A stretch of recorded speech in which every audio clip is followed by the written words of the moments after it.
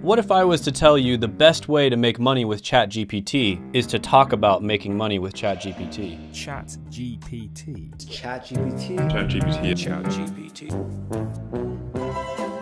With all joking aside, I've been using ChatGPT for months, and I know a bunch of other business owners that are as well. And I can tell you, it is really good at performing certain tasks. And these are tasks that you could come in, start a side hustle or a business with, and it wouldn't require any startup cost, and it's really easy to do. And the first one that I'm gonna talk about is prompting operations consulting. And what this basically is where you're gonna go to business owners and you're gonna consult with them on how to make their day-to-day operations more efficient using ChatGPT, and specifically coming up with prompts that are tailored to their business. And there's honestly so many different ways you could do this. You could work one-on-one with them, or you could start a service, or you could make tutorial videos, or you could create prompts for different types of businesses in order to get leads to your business. And let me show you exactly what I mean. So there's this really cool extension that you can download on Google Chrome called AI PRM. So you would download the AI PRM for ChatGPT, Google Chrome extension. You're gonna go ahead, add it to Chrome. And then on ChatGPT, you're gonna see all these different automated prompts that people have already figured out